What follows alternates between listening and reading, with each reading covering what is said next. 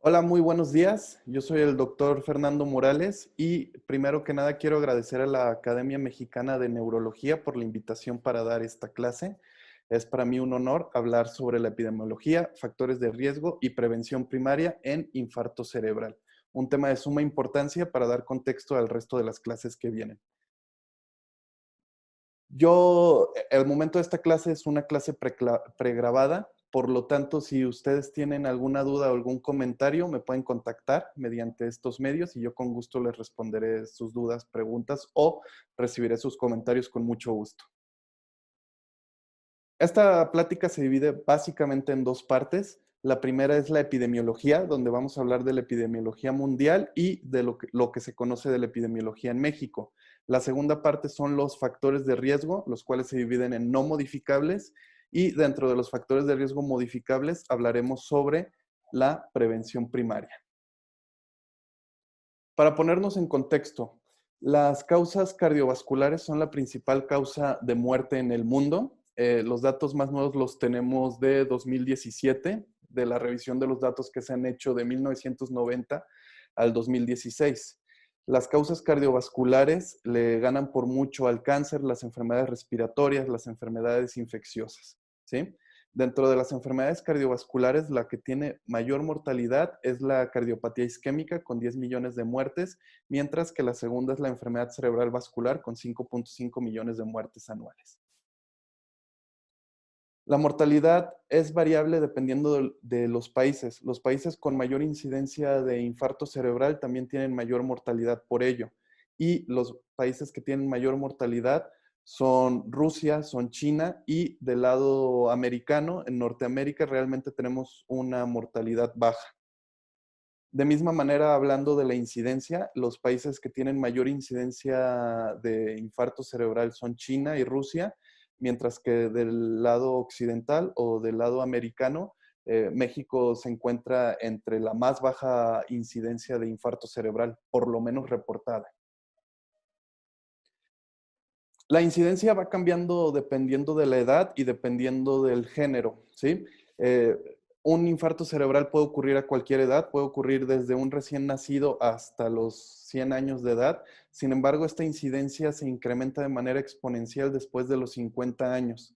Sabemos que después de los 55 años, cada década de edad incrementa el riesgo al doble de presentar un infarto cerebral.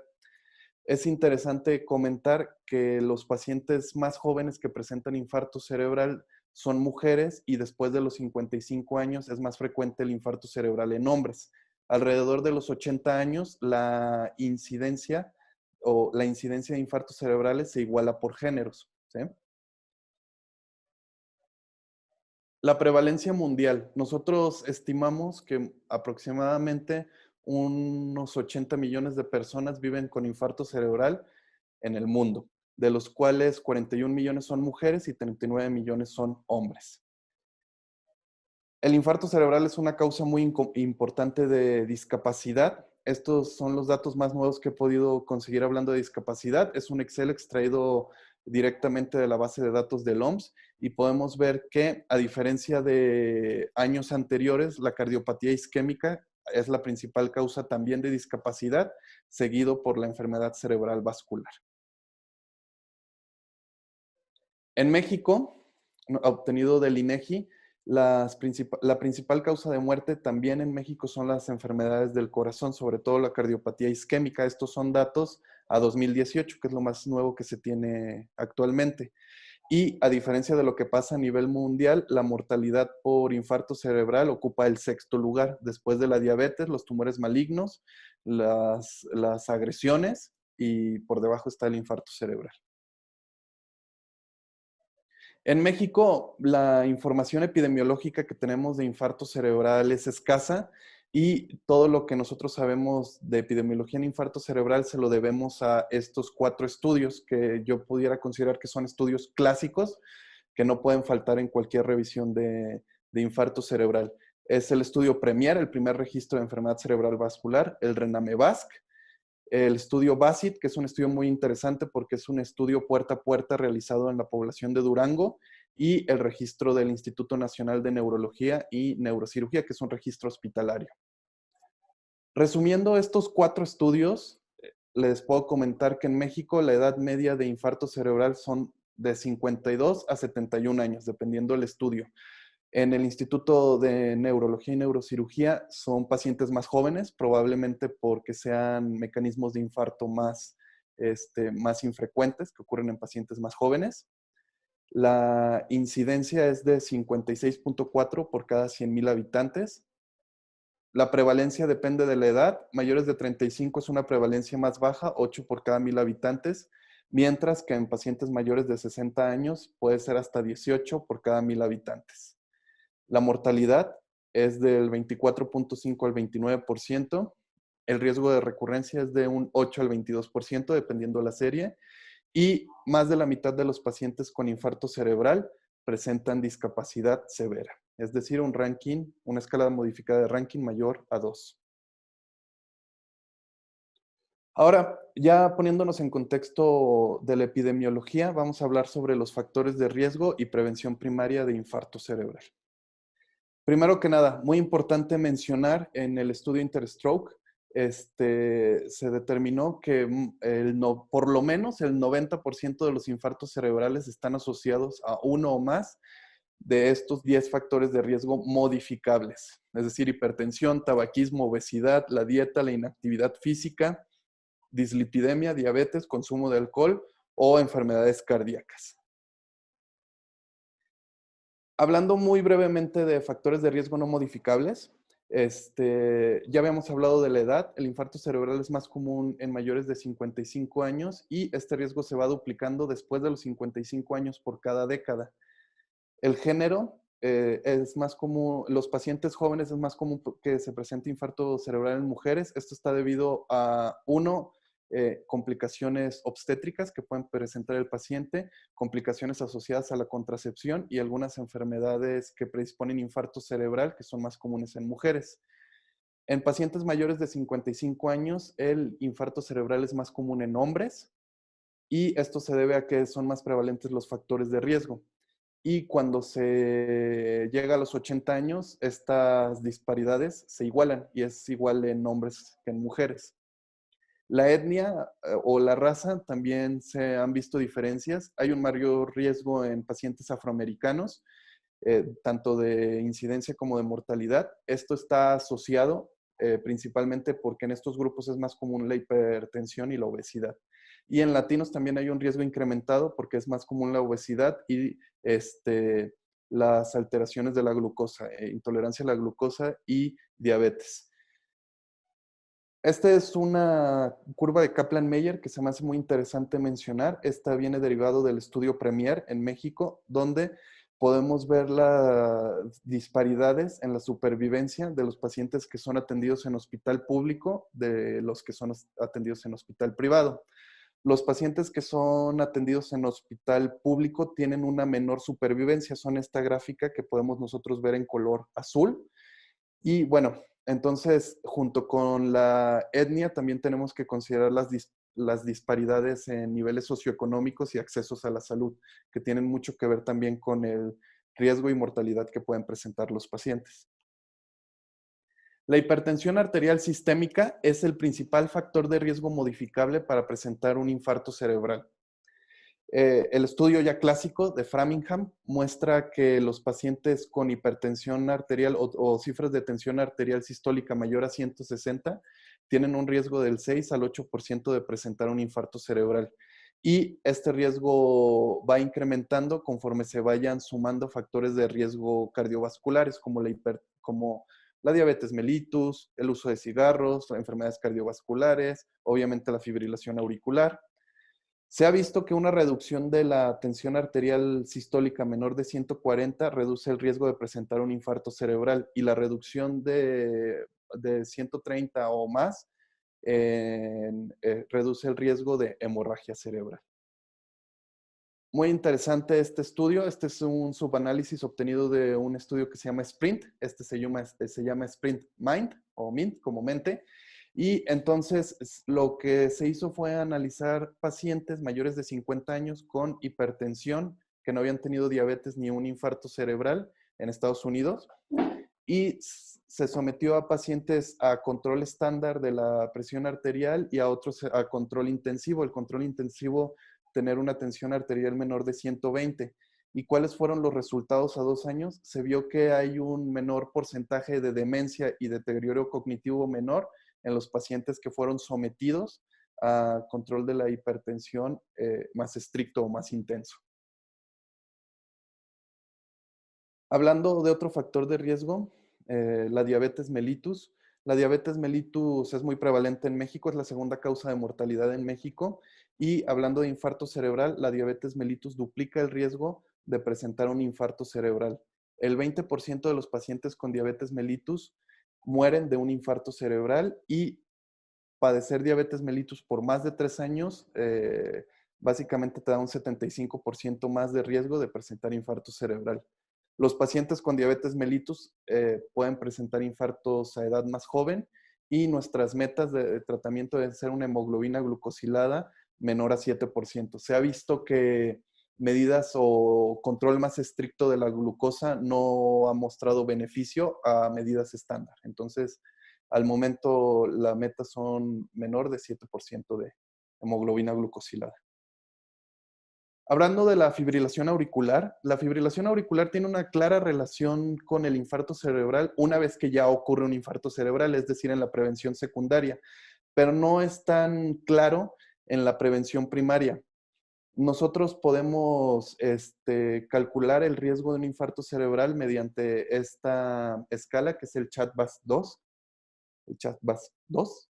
y esta lo que hace es juntar la fibrilación auricular con otros factores de riesgo cardiovascular, como la cardiopatía o la falla cardíaca congestiva, hipertensión, la edad, si ha ocurrido un evento isquémico previo o si tiene alguna enfermedad vascular en otra parte.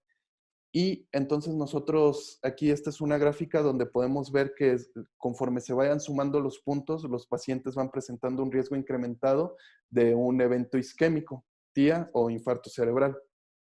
Y bueno, a grandes rasgos, los pacientes que tienen un punto en el CHADVAS tienen un riesgo aproximado del 3%, mientras que los pacientes que tienen lo máximo, que son 9 puntos, tienen hasta un riesgo de 15% por año de presentar un infarto cerebral. Se considera que 0 puntos se puede quedar sin tratamiento, 1 punto se puede considerar aspirina o anticoagulación, y más de 2 puntos hay que anticoagular el paciente de manera formal.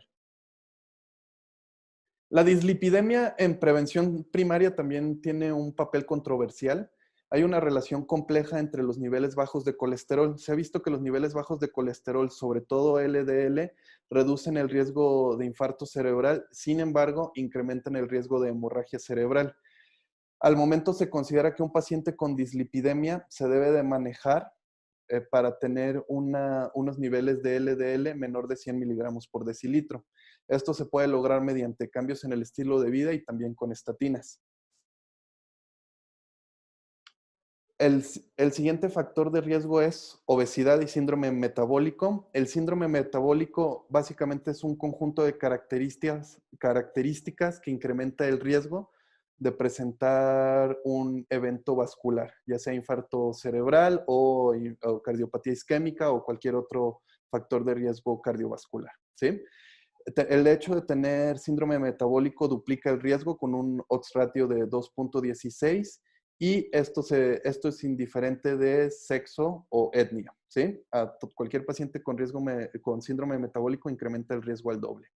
Y bueno, hay varias definiciones. Aquí yo puse estas dos que me parecían mejor y básicamente es obesidad, triglicéridos altos, un nivel de HDL o el colesterol bueno bajo, una presión arterial elevada que pudiéramos considerar como una prehipertensión, alteraciones de la regulación de la glucosa como una prediabetes o una intolerancia a los carbohidratos y pues bueno, se ha visto el manejo de esto es mediante modificaciones del comportamiento, ¿sí?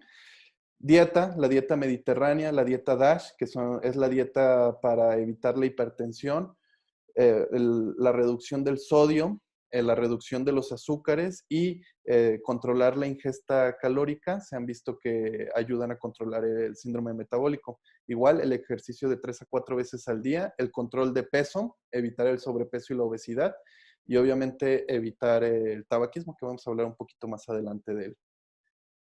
Este estudio salió en este agosto del 2020 y es un estudio muy interesante porque es un subanálisis establecido del estudio Fourier, y en este se vio que los pacientes con síndrome metabólico, ya sea que tengan diabetes o no tengan diabetes, se benefician de evolocumab, que es un inhibidor de la PCSK9, ¿sí? Es un medicamento que ayuda a bajar los niveles de colesterol y triglicéridos y incrementa los niveles de HDL. Y se ha visto que hay una reducción de eventos cardiovasculares de importancia, ya sea infarto cardíaco, infarto cerebral, ataque isquémico transitorio o isquemia periférica cuando, a 2 años, cuando se administra evolocumab junto con estatinas. El consumo de sustancias nocivas es un factor de riesgo también importante. El tabaquismo incrementa el riesgo de 2 a 4 veces, el tabaquismo activo, mientras que el tabaquismo pasivo también incrementa el riesgo en un 25%. La ingesta de alcohol es muy interesante. Una ingesta de alcohol leve es un factor protector para infarto cerebral. Sin embargo, una ingesta de alcohol más copiosa puede incrementar el riesgo de infarto de hemorragia cerebral. Esto tiene una distribución en J, se le llama, donde podemos ver que a partir de más de 20 bebidas a la semana, es decir, más de 2 bebidas al día, se incrementa el riesgo de infarto y hemorragia cerebral, mientras que menos de dos bebidas al día es un factor de riesgo protector. El consumo de drogas ilícitas, ya sea cocaína, éxtasis, heroína y anfetaminas, todos son factores de riesgo para presentar un infarto cerebral. ¿Cuál es la estrategia que debemos de tomar ante esto? Pues obviamente sugerir el abandono de sustancias dañinas. Esto a veces es más fácil decirlo que lograrlo. Esto se ocupa consejería, apoyo psicológico, apoyarnos de un psiquiatra o un experto en adicciones, y también se puede dar apoyo farmacológico con bupropión y sustitutos de nicotina. Otros factores de riesgo que también son importantes es la vida sedentaria, la enfermedad renal crónica, sobre todo si el paciente ya se encuentra en diálisis, puede incrementar del 5 al 10%, de 5 a 10 veces el riesgo de presentar un infarto cerebral. La apnea del sueño es un factor de riesgo novedoso, cada vez es más detectada, cada vez es más frecuente la apnea del sueño, y esto puede producir hipertensión, puede producir dislipidemia y también puede incrementar el riesgo de infarto cerebral. La inflamación e infecciones también pueden incrementar el riesgo de infarto cerebral. Infecciones por HIV o infecciones bacterianas en el momento también pueden incrementar el riesgo de infarto cerebral. Y bueno, factores de riesgo genéticos, que ya no me quise meter mucho en ellos por cuestiones del tiempo. Enfermedades genéticas como CADASIL, CARASIL, enfermedad de Fabry-Erlen-Danlos, entre otras, también incrementan el riesgo de infarto cerebral. Y ya para concluir, el infarto cerebral es la segunda causa de muerte y la segunda causa de discapacidad en el mundo. Es un problema de salud pública en México y en el mundo. Bien importante, el 90% de los infartos cerebrales están explicados por factores de riesgo modificables, sobre todo del comportamiento, hipertensión, obesidad, consumo de tabaco. Y nuestra labor como neurólogos es identificar factores de riesgo en nuestros pacientes, aunque sean pacientes que no vengan por una enfermedad vascular, pacientes con esclerosis múltiple, Parkinson o temblor, tenemos que identificar factores de riesgo cardiovascular para poder tratar y evitar un mal desenlace vascular. Por mi parte sería todo. Espero sus comentarios y muchas gracias.